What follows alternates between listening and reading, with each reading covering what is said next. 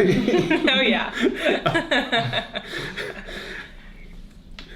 Very strong, Glenn. I love it. That might actually end up being our intro music. No, I love that. Yeah, it's like incredible. It's got a little bit of like 70s to it. I like it a lot. So speaking of Renaissance women, we are here with the great Gabby Thomas, the newest rock star on the US track and field and global track and field scene. And oh, thank you. you're blowing up. It's incredible. So Thanks. Yeah. It's been a lot of years in the making. So yeah, that's right. It's a process, right? Yeah. So that's super cool. Well, thanks again for joining us. I understand this is your first podcast ever. Yeah, this is my first time, so it's pretty special. We'll take it. That's awesome. So, well, cool. We just had a really cool lunch, so I used up all my great questions. So we got nothing left. So sorry, guys. It's a wrap, but no, we're good. So, Gabby, let's just start, from the top. I think, I don't want to be too formulaic with the way we do the podcast because, you're the topic and you're so multidimensional. You have so many things going on and that the audience will want to kind of hear about and learn about. So, let's start from the top and go from there. So, cool.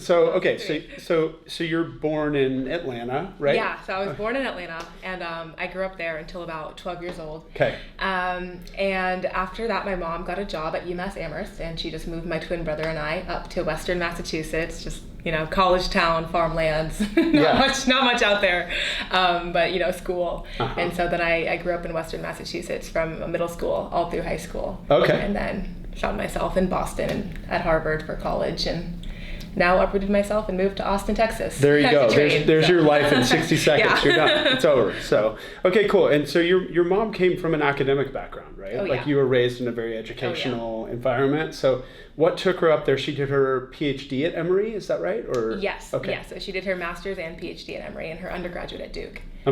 Yeah. Okay. So it was a tough act to follow. Yeah, the standards were pretty high after that. Yeah. But my mom, growing up, I just remember the thing that she drilled most into Drew, my twin brother, and I's head was just get your education. Yeah. And that was if she had a one motto, I think that would be it. Right. And just like solidifying the importance of that. At every level. And even now, she still bugs me about getting a PhD. Got it. I'm like working on my master's and she's like, all right, when's your PhD? PhD loading. And I'm like, okay, yeah, we'll see. So you aimed really low and went to Harvard. So nice. Very, very disappointing. I'm sure. So, okay, cool. So she takes you up to the Northeast because she gets an academic job up there? Yes. Okay, and what was she teaching? So she is in educational research methods. And she does some undergrad statistics courses as well, but she's in education. So are you more of a math mind or a verbal mind, or like what, where would you rate yourself based on that genetic line? Yeah, I think I take after her a little bit in the math and science kind of, So you're an analytical person. Yeah, for sure. But I think so. I take after You're her. analytical, you think so. Yeah, nice. Okay, perfect. Try not to overthink that. Yeah, don't overthink it. Very analytical. Cool. Yeah. Okay, so you go through this process. You're in an educational household. Oh, yeah. Sorry, I was told last time I'm not supposed to tap the desk, so I'm learning how not to do that. So you're in an educational household. You're grinding in sport and school, like pretty strict household? No, actually, one of the funniest things about it is my mom was never super strict about things, and she just always. She motivated us, but it was never like, you have to do this, or if you don't do this, you're being punished. Yeah. Very lenient when it came to academics. When it came to sports, it was always whatever sport I wanted to do. I've tried it all. Yeah. I've done pretty much every sport, and she always encouraged that, whether it was gymnastics, horseback riding, like you name it, I did it. And that's what I loved about it. It just made everything feel very voluntary. That's cool. Yeah. So no pressure. Everything I did because I wanted to do it. Okay. Yeah, that's what I appreciated about that. I was raised the exact opposite. So high pressure, if it had a ball or a book, I was allowed to do it. In by 11, other than that, not much doing. So that's funny. But if you're a driven person, I think you kind of net out where you're supposed to go anyway. That's exactly right. Yeah. That's cool. And so you're coming up through high school. You're managing sport and academics. You lean more towards the analytical side, you said. Yeah. Okay, so what subject are you excelling in high school? In high school, Math, yeah, algebra. Algebra 2, I think, was my favorite, and part of that might be because my track coach was also my algebra 2 teacher. Mrs. McCullough, shout out.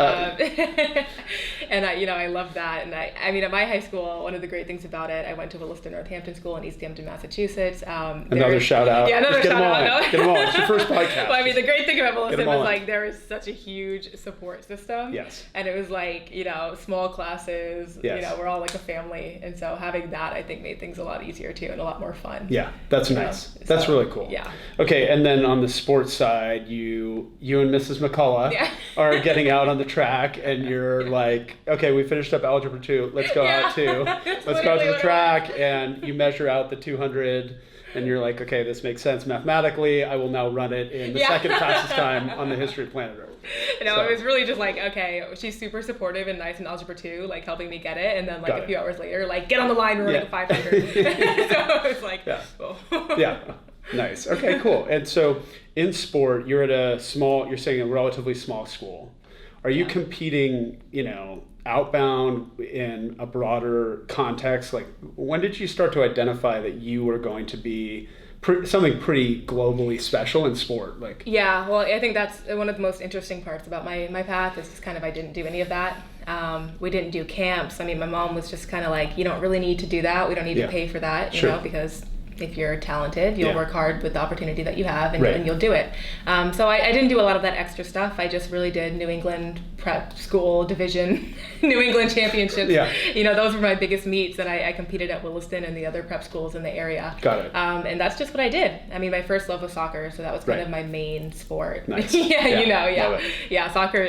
Soccer's great. So Could you have made it in soccer as well? I don't know. Yeah. I think a lot of my soccer skill was speed related. Yeah, I was going to say you would need to be faster to make it in soccer. Right. So, yeah. I don't know. I would have to ask like an actual soccer recruit. But interestingly, I mean, my college recruit for track, he came, the first time he saw me was a soccer game. Okay, he came to watch my soccer game, and that's how he, kind of discovered me. Got it. And he confiscated the ball and was like, just don't bother. No need. Yeah. Nice. But yeah, I mean, the journey was, I was just doing it because I wanted to do it and I loved it. There wasn't any pressure. I wasn't doing AAU track or competing in these national championships. Right. I just kind of fell into it. It just kept going, right? So high school, I was having fun with it. Next thing you know, college is an option. Right. I'm like, okay, let's go have some fun with it. Sure. And then you just kind of fall into it. Amazing. And then, so you're looking at Harvard on the path. Were there other like big time track schools that noticed you despite your small, school framework? Or? Once you get on the radar, it's pretty easy to get noticed. But funny enough, I mean, I was reaching out to the big track schools, after I think my sophomore year. After my sophomore year, I started to kind of take track a little bit more seriously. I started setting goals for myself. I was like, I want to run this time. I want to do that. Right. And they weren't interested. They were just, they would email back and like, here are our standards. Nice. Yeah. Hit me back up when you reach these. And I was like, oh, okay, cool. Yeah. That's fine. were there any schools you think that could have grabbed you on the big time circuit had they expressed interest? Like, so for me, I went to Penn, smaller school, education focused, decision for me. And then I wanted to play at UCLA, and when it became clear I could get back home and play for UCLA, I went for it because it was a sports-related decision for the most part. Was there a bigger school other than Harvard where you're like, oh man, I would have potentially gone there had they noticed you? I mean, I really wanted to at least have the opportunity. Or, I reached out to LSU, I reached out to Oregon. Right. I wanted to just know, okay, well, if I wanted to, I could really, really pursue this track thing and do that. Yeah. At the same time, I was looking at Stanford, who has some really successful track and field athletes. Sure. And UCLA, I'm sure you were looking at as well. Well, I wasn't really into California at the time. I was, but I mean, it was a thought, but it didn't pan out. Got it. Yeah. That's just part of the process. Yeah, that's part of the game. Yeah. Harvard is such an incredible institution anyway that it's like, and you get to do the best of both because you're in an individual sport. Yeah. So essentially, right? I mean, yes, exactly. If you're going somewhere that's contingent upon your teammates, you kind of have to consider that, like, hey, am I going to get to the next level? Yeah, right? No, that's actually a really good point. It really allows you to just kind of draw out your own pathway when it's so individualized. Yeah, for sure. I mean, part of why I did choose Harvard was I did like the culture of the team. Mm-hmm. So, with track and field being individual, the environment and space that you are in is such a big part of it. Yeah. And part of the Harvard culture and their track team, and I'm sure part of that is just, they're high achievers, they're going to Harvard and this and that. But they were serious about what they were doing. Yeah. Whether it doesn't matter what level they were competing at, but it was like, no, this is serious. We're going to put our all into it 100%. And the environment that I knew I wanted to be a part of. That's cool. And it's a great foundation. Yeah, I can imagine the seas parting in the locker room with you walking in. You're like, I'm here now, everybody. Like, we were watching videos on the airplane last night. We're friends with a guy, Steve Lewis, that had won Olympics in Seoul. And there's clips of him as a freshman running with the UCLA B team in the 4x400. And he's just running around these guys from like Oregon and Stanford. There's like, so I imagine you a little bit at Harvard, like just see you later. So yeah, it was pretty funny to watch. But so, okay, so you're at Harvard, you start laying down times. I think you won 22 conference titles on your own. Is that correct? Is Wikipedia right? I couldn't tell you. Yeah. Okay. That Wikipedia page is new. I don't know who put it up. All right. Yeah. Well, you send them a thank you note. Yeah. So, because I think it said you did 22 conference titles with six different events. Could that possibly be correct? That's true. Yeah. I was a jumper in college, so I got those events. Yeah. Okay. So what are so I was going to ask you, what are the 6 events that you did, or do you even remember? Oh, absolutely. Okay, yeah. So you can name the 6 I did those quick. in high school all the time. Yeah. Okay. So 4x1, 100, 200. 4x4, long jump, and triple jump. There we go. That's outdoor. Amazing. Yeah. Okay, cool. So 22 conference titles. So you're just mopping up the Ivy Leagues at that point. I mean, right? Basically. Yeah. And then did you finish your senior year there? No. So I forgoed my eligibility after my junior year. So Okay, I ran for got New it. Balance while I was at Harvard. Okay, got it. But still trained with them. Sure. Yeah. Well, and I think nowadays, we're seeing college athletes starting to sign Deal Flow and things like that. Oh yeah, and it's becoming way more popular for people to just forgo their eligibility and go for the pro thing. Yeah. Yeah, well, and I think there's some new legislation around the NCAA that's going to allow people to NIL. Yeah, it's going to be huge. So we're already seeing it trickle in here at HUMBL. And oh really? Yeah, we're talking to some college folks that we think might have some marketability post career. So yeah, I think it was a necessary step. I think it's just kind of unnecessary for people to be, having to move around that way. So New Balance gets to you, you sign with them. It seems like you really enjoy your relationship with them. Oh, yeah. I mean, we did some co-branded stuff with you and the gear, and you're finishing through the tape, and it looks awesome. So well, the great thing about New Balance is like they really have our best interests and athletes at heart, and they're so different from so many other sponsors. Yeah. Well, you're a huge push for them. You're one of the primary focal female points for the brand. I mean, they're really placing a big bet on you. And I was their first female sprinter that they signed, which was huge. Exactly. That was awesome. Yeah. They're the great sponsor. Super supportive of like grad school and everything that I do. So. Yes. Yeah. Well, that's a big deal. Does it hit home for you when you sign with a New Balance and you go, oh, like I am a sponsored, the first ever for them sponsored sprinter on the female side? It was amazing. I mean, I wore New Balance all through college, so it was really all I knew. Yeah, okay, Harvard was sponsored by New Balance. Got it. Ironically, like the year that I left running for Harvard switched to Nike. Okay. But I was like, I got to keep wearing New Balance, which was amazing. They're also headquartered in Boston, which really it did hit home, literally. Yeah, sure. So it was a perfect pairing. It was just like a match made in heaven with them. So that's cool. Yeah, I was really grateful. I used to see them when we would go to Staples. You would see it's that their building's off the freeway, right on the way into. You see it. The huge MB. Pretty cool. Pretty cool. So you walk in there and you're like, I'm the female face of this brand. Into like the mothership building of New Balance. Right. I was like, that's okay. So you have a couple of aha moments in your career, right?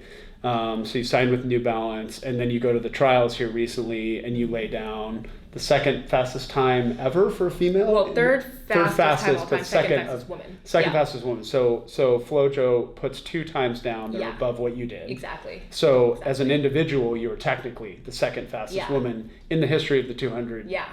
Meters. Absolutely. Yeah. And I'd like to say second fastest ever, because the 200 meter top speed is actually higher than the 100 meter top speed. Oh, really? So, I didn't know that. Yeah. Okay, cool. So what are you, because I was watching. You get that top speed and it's so fast. I was watching one of those, Glenn, is it Intel that does the top speed thing, or there's some new sponsor in track now that has I think it's an Intel top speed. When you measure the race and you can see it, Yeah, and I think, I was watching it with Shikari, and she hits I think 24 miles an hour at about 60 meters. Oh, cool. is what I think it said. I'd have to double check that. We can intersperse some video. Yeah, that would be really cool to pull up, actually. Yeah, so we'll pull it up, because I was kind of researching the sport a bit more, and like I said, at HUMBL, like, we're very interested in sponsoring more of female sports. I just think it's a hugely untapped category. I think it's totally electric, especially in individual sport like track, where you're just like, that is insane. And so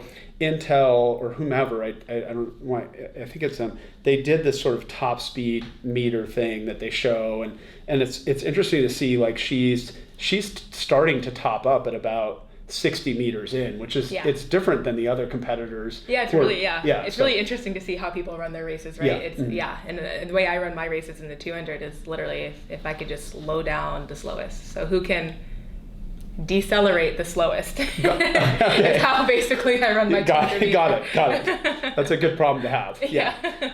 Okay, cool. So as you're getting out, when do you hit your top speed usually? Do you know? For me, I would love to look at one of those and actually see. Cool. I have no idea. I would imagine mine would be somewhere towards the end of that first 100. I imagine. Got it. Yeah. But because she's getting there at around the 60 meter mark, but I have to imagine there's some more pacing that's being done in the 200. Depending on how you're running that. Yeah. Depending on how you're decelerating. Yeah. As the fastest woman in the world, you're so your time decelerating. So, cool. Well, that's great. So you're gearing up for the Olympics. You're leaving on Saturday. Yes. Okay. I am. So we were talking about this at lunch. Are they gonna kind of keep a row between each of you all? So US Track and Field commissions a plane. Yeah. Right? I mean, is that essentially it? Basically. Do they have a known aerospace sponsor? Like, is it Delta? Is it United? We always fly United. You always fly United. Okay. So it's United plane. I know the plane's half full and it's all track athletes. I'm not quite sure how exactly it's going to be seated, but so you put in your loyalty number. Yeah. You get the miles. Oh yeah, definitely. Nice. Definitely get the miles. Get the miles. Get those upgrades. Yeah. Nice. Okay. And so you get on, and is it all females on there, or is it the guys too? No, definitely the guys too. Okay, so the guys too, and then will it be across sports? So like it's just track. Yeah, this is going to be just our Team USA track. Okay, and so you get tested for COVID today. Yeah, so I started yesterday, got to do it again today, and then it's going to be a very, very extensive process of COVID testing from here on out. Right. Yeah, got it. So everybody gets tested. You wearing masks? Everybody's going to wear a mask. Oh yeah, we're wearing They separate you like one row at a time, basically. Yeah. Do you get your own row? I don't know exactly how the seating is. All I know is I use my miles and I upgraded, so I have my own little place.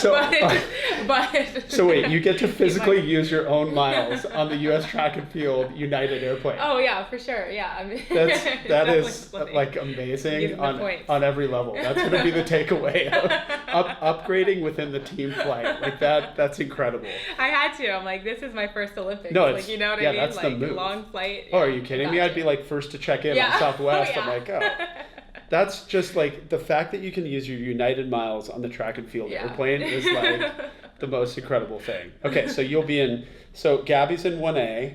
Hopefully nobody else is in 1, 2, or whatever, and then you start rows 3, 5, 7. I think they need to separate you guys a bunch. Like just get some sleep on the plane. You know what I mean? Like they shouldn't put anybody in your row, maybe on the other side of the aisle, but hopefully not. You know what I mean? Right. You shouldn't have like a seat mate or anything. I know. That, so. See if you can buy out the other seat with your miles. Yeah. So it's only the Olympics, no problem. So. Yeah. Okay, so you get to Tokyo. Have you been sent? We met your agent, Paul. He's a great guy. Have you been sent sort of a run of show agenda for like, what is it like to be an Olympian? Do they email you something? Do they email your agent something where you're like, it's got your name on it? We're just winging it. Seriously? I'm just going to show up. I mean, it's unfortunate that my agent can't be there with me for the Olympics because of COVID. So I am going to feel a little bit like a fish out of water without him there, just helping me and guiding me in a constant resource. Because Glenn could put together a run of show for you if you want. Like we could, the guys, we at HUMBL could put together like a little, agenda for you. But so you seriously do not have anything in your email right now that's like, you arrive in Tokyo, there's like no one with the sign up that's like, hey, Gabby. I don't know. I mean, like, I have a plane full of athletes, so I'm just going to follow them. Follow the herd. Yeah, I'm going to follow the herd. Got it. I'm sure someone will be standing there. All I know is we're going to be in that airport for about 4 or 5 hours. Just the COVID testing. Going through the protocol and all that and paperwork. So, okay. And then will you all get on a bus after you go through that? Yeah. Like there's buses outside? And then there's going to be a bus for us for about, I think it's an hour and a half to 2 hours until we get to the village. Okay. So... And, like on a drive, you mean? Yeah, on the bus ride. So all the COVID protocol goes out the window because they put you in a bus, and then you. Well, hopefully we're all negative, and no one catches anything from anybody in the airport, right? Yeah, So there's that. Yeah. It's just so funny to me because the Olympics, like you guys, you're on the biggest stage in the world, right? You're about to be one of the most recognizable faces in the world for the next 6 weeks. Yeah. No pressure. But there's these aspects of it that are just still sort of kind of, I'm on the high school team, getting on an airplane, getting on a bus, going to do you know what I mean? Right. Like you guys you're in an individual sport, right? A golfer, let's say.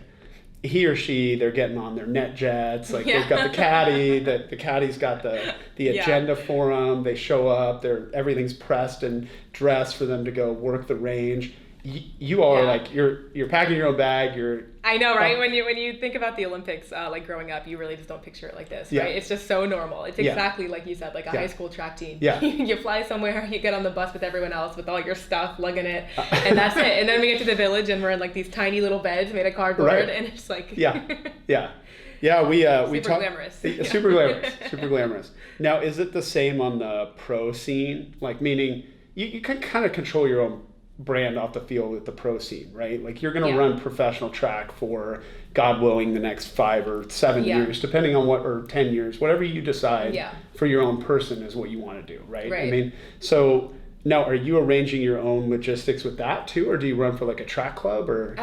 No, well, Paul, I mean, we're responsible for arranging our own logistics, and that's why I have Paul, my agent. He's the best. Paul's the best. DMG. So they do all that for us, but I mean, it's like you said, it's just it's not that glamorous, right? We're all responsible for that. I do have a track club here in Austin, but they're not. Okay. We kind of all do our own thing. Since it's such an individual sport. Right. Okay. And then how are they going to manage the Olympic Village this year? So like, right? I mean, the Olympic Village, it's perceived on TV as being totally walled off. A bunch of athletes. From different countries with different protocol levels and whatever, they're still committing to the Olympic Village as a construct. As a construct. I'm excited about that. I mean, it's going to be interesting. I don't know what everything's going to look like with COVID. This is my first Olympics, so I'm not going to know what to compare it to. But I think what will be interesting is I think this is the first Olympics where there are actual Instagram stories. So I think a lot of the public's actually going to get a really good look at what's actually going on and what it looks like in the village now. So everyone will kind of have an understanding. But I mean, it's like a bubble, basically, pretty much. It's going to be a bubble. And we've been learning as we work with you on the Olympic side, like there's all kinds of protocol that you have to follow, right? Like, I'd love to tell you, take a picture in your HUMBL USA hat. I don't even think you're allowed to do that. You know what I mean? Like there's just all this, there's so many parameters around the games that you have to think about, think through, whatever. I know, there's so much going on, but like I said, that's why I have my agent, because we really just want to focus on training and getting there, right? You don't want to get there and be like super stressed out about everything that's going on. So I wish my agent could come with me, but Well, that's why we felt so fortunate that A, we were your first podcast ever, but first ever, but B, you were also about to embark on what needs to be the most focused journey of your life, like right now. So we really appreciated you coming on, because we're going, hey, this is a really busy time for you, and hopefully a mentally quiet time for you. We would hope. Although you're like rucksacking it to upgrading your United miles, going to the Olympic Village. I know, minus the travel day, that whole 48 hours is probably going to be very hectic. Sure. Well, and I wonder about the distractions. Like, so for me, if I was in an individual sport, I wouldn't probably want to deal with a bunch of other people walking around or people making noise in the village. Like, I would just want to get a quiet hotel room in the middle of nowhere, an hour outside of where my stadium was, and then go, hang out and party afterwards or whatever. Right. You know what I mean? So I just find the Olympics super interesting in that way. It is interesting, and I guess everyone's a little bit different. For me, I kind of really enjoy having that normalcy before I compete. Okay, you know, having too much of that, like, just quiet me time. It's a lot of time in your head, got especially for a sport like track. Yes, and all an you can do is think person. about. Yeah, and an analytical person who's like an overthinker. Right. And all I can do is think about the race. I'm like, I don't need to do that. Yeah, got right? it. Yeah. All the work's already done. So that was me at trials. You know, US Olympic trials is actually, I was way more worried about that than I think I am worried about actually going to the Olympics. Just because it's such a hard team to make. Sure. That track team, it's the hardest team to make in the world, and that's like the most important hurdle, right? Yeah. It's just being the Olympian. And then once you're an Olympian, you go do what you love and you go to medal. And so I was trying to keep as much normalcy during that time as I could. Because you have all the time in the world to just sit in your hotel room and just think about that race. You know? So for me, that was like, I would, wake up, do my meditation, go get my coffee, and then try to like see people, try to watch, my favorite TV shows and just Friends. Keep things normal. Yeah, Friends. Keep things normal. Nice. Keep it light. Okay. So you're staying off on your own, getting ready for the thing, not overanalyzing it. I think what's super interesting about track, as I've started to learn more about the game, is also you don't get 3-4 quarters to come back and win. You know what I'm saying? Like it's a one and done, first take deal. And if you miss that, you've spent 3.5, ostensibly 4 years of your existence training for, under 30 seconds of human performance. Yes, and what a great point about the sprints. And a lot of other events in track too. It's all of these years come together for like literally a moment of your time. So the best you can do is just prepare for that. If you have prepared yourself in a way where, like, the way I think about it is, even on a bad day, my worst day will still be good enough. And that's what I try to do. Absolutely. So if I'm prered and I go out and I don't have the best execution, it's fine. Right? Absolutely. So, well, especially with the times you're putting down.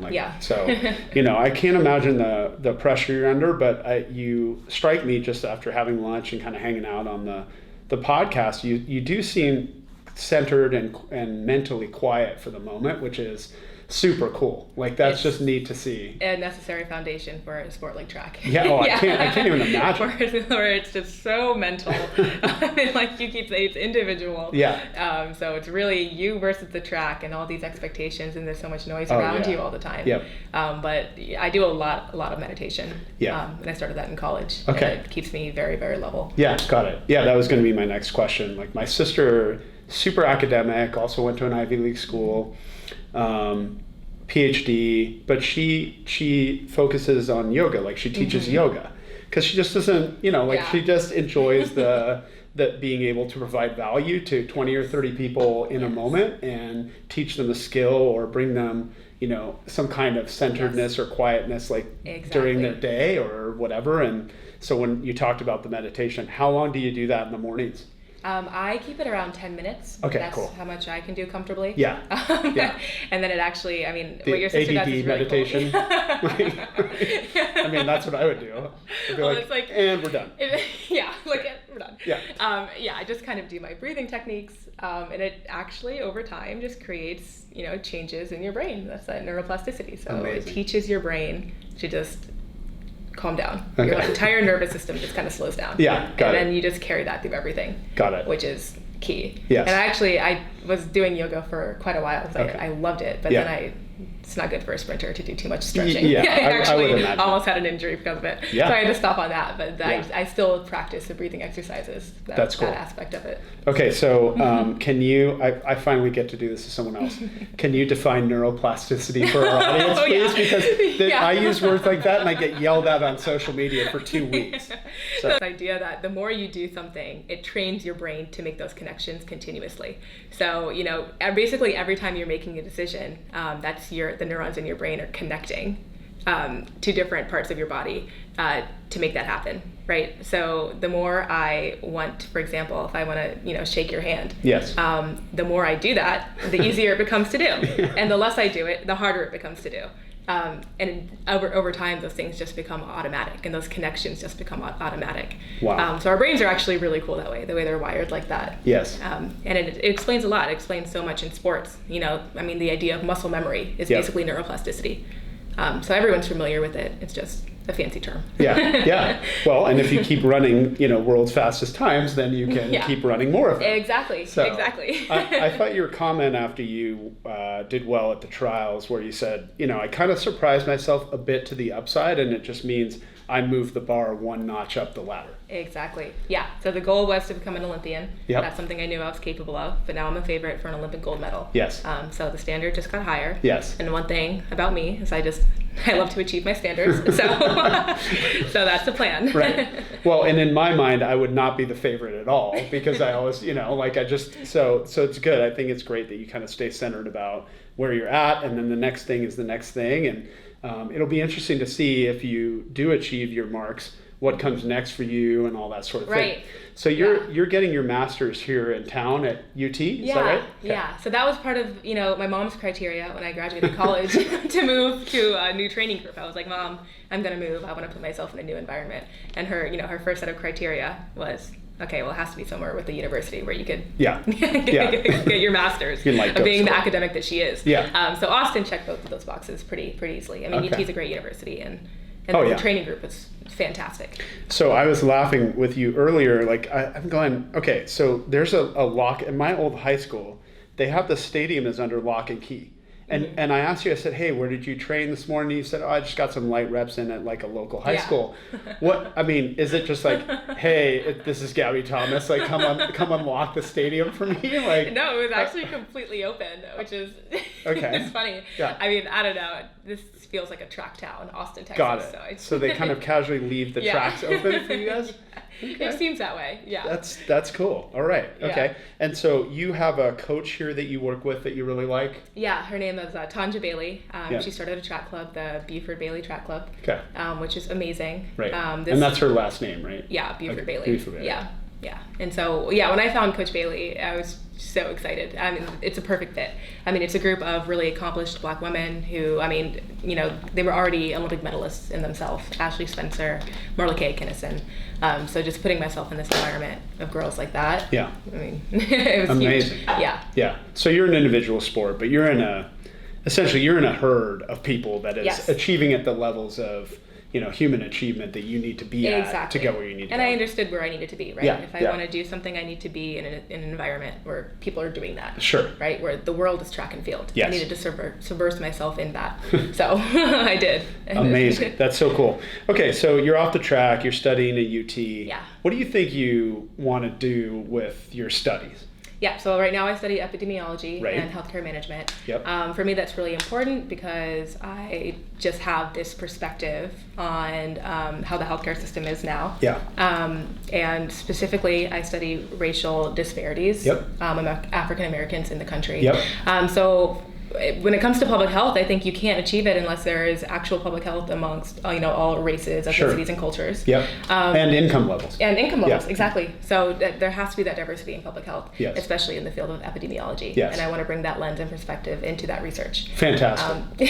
So, no, it's great. I mean, it's such a noble cause, right? And it's just really important to me. Yeah. Obviously, it's personal. Obviously, I see family members and other people that I know who, they have these health outcomes that are due to factors outside of their control. Sure, of course. And even with COVID, we saw it. So it was actually so timely, going into epidemiology before the COVID outbreak really even happened, and just seeing how it affects different demographics. Oh, yeah. And how, the different research that we do could actually have helped some of those demographics. Sure.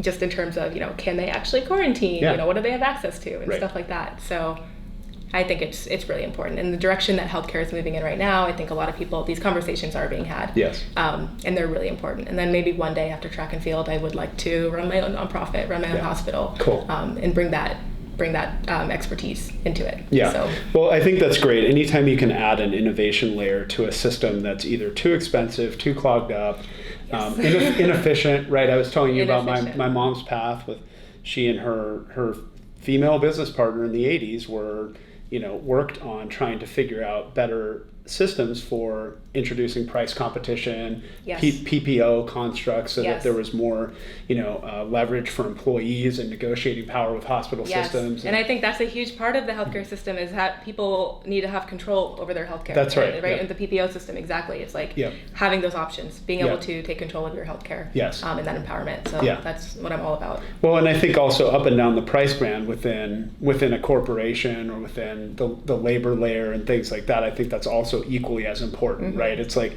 it doesn't make sense to me if an organization has really good healthcare for their executive team or upper middle management, and then yeah. The people who are actually making the business go are like, right. dude, I'm like paying for my own benefits, or I right. get sort of like a fringe healthcare package or something like that. So I think, I think in healthcare as an inefficiency layer is I think something that bears review, and yes. We I think in the blockchain community see a lot of opportunities there as well.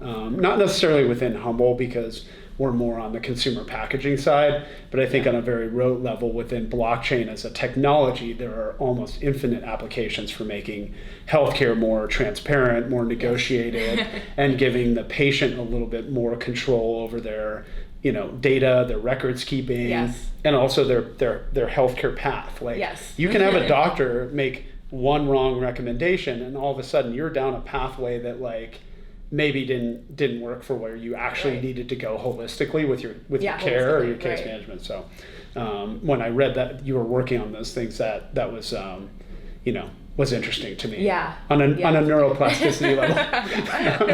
No, that's super cool though. You're such a Renaissance woman. It's just amazing what you're contributing to your time on Earth is just amazing. Academically, athletically, as a person, you give off a great vibe, and you're obviously a good contributor to society and people around you from all walks of life. So I think, we just think the world of you at HUMBL, and Thanks. are just so proud to be associated with when you. When you like things that you're doing, it's yeah. easy, right? Yeah. I mean, you do a lot of stuff, Yeah, I do. Yes. You keep yes. busy. Yeah. But when you're passionate about the things that you're doing, it's like, yeah. it becomes easy, and then it's true, especially like if you're doing things that you can create a little bit of the frontier side of yes. it. If in these greenfield spaces or spaces that are really static or bureaucratically clogged up, like that's where I get really excited about stuff. Mm-hmm. Like either you're inventing a layer of something within technology or consumer experiences, or you're going into the breast of something that is like super clogged up or archaic yeah. or decades old,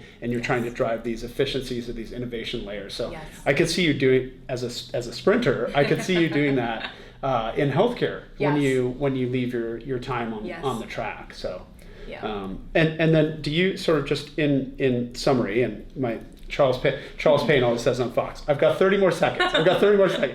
How long do you see your career in track and field if you're I mean, that has changed very drastically in the last couple of weeks, okay, right? I had no idea. When I first graduated college, I was thinking, I make this Olympic team, and then, that would be it. I just wanted to make the Olympics and pursue that goal, and that was kind of a checkbox. Now I'm feeling so just thrilled and enthusiastic about track and field, and that happened even before trials.